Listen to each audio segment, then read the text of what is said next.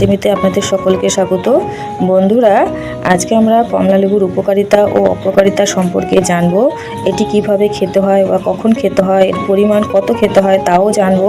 বন্ধুরা, কমলালেবুর প্রথম চাষ চীন দেশে শুরু হলেও এই ফলের উৎপত্তি উত্তর ইউরোপে, তবে বর্তমানে চীন, বাংলাদেশ, ভারত, যুক্তরাষ্ট্র, জাপান ইত্যাদি দেশে এটি চাষ করা হয়ে থাকে। শীত প্রধান অঞ্চলে এটির চাষ হয়। শীতকালে এই ফলটি বেশি পরিমাণে পাওয়া যায়। ফলে আছে প্রচুর পরিমাণে vitamin C, vitamin A, vitamin B6, calcium, phosphorus, magnesium, folic acid, antioxidant প্রচুর পরিমাণে। এছাড়া আছে আরও অনেক গুরুত্বপূর্ণ উপাদান যা আমাদের শরীরকে সুস্থ সবল রাখতে খুবই উপকারী একটি ফল।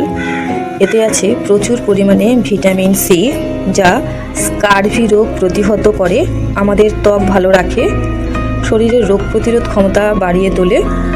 ভিটামিন সি থাকার জন্য এটি আমাদের সর্দি কাশি জ্বর হওয়ার প্রবণতা কমিয়ে দেয়। কমলালেবুতে আছে প্রচুর পরিমাণে অ্যান্টিঅক্সিডেন্ট যা আমাদের শরীরে রক্ত চলাচল বৃদ্ধি করে এবং রক্তচাপ রাখে নিয়ন্ত্রণে, যা আমাদের হার্টকে সুস্থ সবল রাখে, লিভারকে সুস্থ রাখতে সাহায্য করে এই ফলটি। যাদের কিডনিতে পাথর হয়েছে তারাও এটি নিয়মিত খেলে উপকার পাবেন। কমলালেবু মুখের দুর্গন্ধ দূর করতে সাহায্য করে, হজম শক্তি বাড়িয়ে তোলে এবং কনস্টিপেশনও দূর করে থাকে। ক্যান্সার রোগ প্রতিহত করে। এটি পরীক্ষিত সত্য যে যারা নিয়মিত ছোটবেলা থেকে একটি করে কমলালেবু খেয়ে থাকেন তাদের ক্যান্সার হওয়ার প্রবণতা পরবর্তীকালে অনেকাংশেই কমে যায়। কমলালেবুতে ভিটামিন এ থাকার জন্য এটি চোখের দৃষ্টিশক্তি বাড়িয়ে তোলে এবং যারা রাতে ঠিকমতো দেখতে পান না বা চোখের দৃষ্টিশক্তি ঝাপসা, তারাও এই ফলটি খেলে উপকার পাবেন। কমলালেবুতে ভিটামিন B6 থাকার জন্য এটি মস্তিষ্কের টনিক হিসাবে গণ্য হয়। আমাদের স্মৃতিশক্তি এবং বুদ্ধি বৃদ্ধি করতে এটি সাহায্য করে এবং আমাদের নার্ভকেও রাখে সুস্থ সবল। যারা ওজন কমাতে চান তারা কমলালেবু অবশ্যই খেতে পারেন, তবে এক্ষেত্রে কমলালেবুর জুস খাবেন না। কমলালেবু এমনি চিবিয়ে খাবেন বন্ধুরা। জুস খেলে এর গুণ অনেকাংশেই নষ্ট হয়ে যায়, সেক্ষেত্রে ওজন কমার থেকে ওজন আরও বেড়ে যাবে। তবে যারা ওজন বাড়াতে চান তারা অবশ্যই কমলালেবুর জুস খাবেন। ডায়াবেটিস রোগীরা কমলালেবু খেতে পারেন অনায়াসে। এটি পরীক্ষা করে দেখা গেছে যে কমলালেবু খেলে ডায়াবেটিস থাকে নিয়ন্ত্রণে। অ্যানিমিয়া দূর করতে সাহায্য করে এই কমলালেবু। তাই যারা প্রেগনেন্ট মহিলা বা দুগ্ধবতী মা তারা অবশ্যই কমলালেবু একটি করে নিয়মিত খাবেন।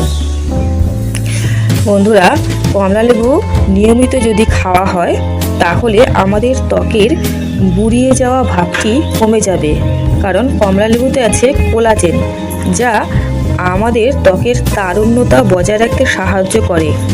কমলালেবু বাত রোগ কমিয়ে দেয়, যে কোনো ধরনের বাত কমাতে এটি খোসা বেটে মুখমণ্ডলে প্যাক হিসাবে লাগালে মুখমণ্ডলের দাগ ছোপ মিলিয়ে যায় এবং রোদে পোড়া ভাব কমে এবং মুখশ্রীর সৌন্দর্যতা বৃদ্ধি করে। এছাড়া কমলালেবুর খোসার চা বানিয়ে খেলে দুগ্ধবতী মায়েদের প্রভূত উপকার হয়ে থাকে। খাওয়ার সঠিক সময় সকালে খাবার পরে এবং দুপুরে খাবার আগে যেই সময়টা, সেই সময়ে বন্ধুরা কমলালেবুর যেমন অনেক উপকারিতা আছে তেমন অপকারিতাও আছে। তাই কমলালেবু দিনে একটি বা দুটির বেশি খাবেন না।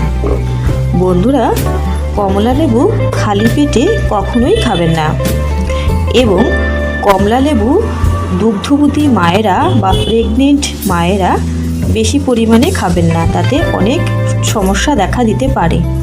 কমলালেবুতে যেহেতু প্রচুর পরিমাণে ফাইবার আছে তাই এটি বেশি খেলে পেট ফাঁপা এবং পেটে ব্যথা বিভিন্ন উপসর্গ দেখা দিতে পারে। এছাড়া বন্ধুরা, যাদের কমলালেবুতে অ্যালার্জি আছে তারা শুধু যে কমলালেবু খাবেন না তা নয়, তারা কমলালেবু ছোবেনও না, এর গাছের সামনে দিয়েও হাঁটবেন না, তাহলেই বিপদ। কমলালেবুর জুস বাজার থেকে কখনোই কিনে খাবেন না, কারণ তাতে অনেক রকম কেমিক্যালস মিশিয়ে প্যাকেট করা হয়। বাড়িতে জুস বানিয়ে খাবেন। এবং বন্ধুরা, কমলালেবুর ট্যাবলেট কখনোই খাবেন না। ডাক্তাররা পরীক্ষা করে দেখেছেন তাতে ক্যান্সার হওয়ার সম্ভাবনা অনেকাংশেই বেড়ে যায়। তো বন্ধুরা, আজকে এই পর্যন্তই। আমার চ্যানেলটিকে অবশ্যই সাবস্ক্রাইব করবেন, ভিডিওটিকে লাইক করবেন, শেয়ার করবেন, কমেন্ট করবেন। নমস্কার।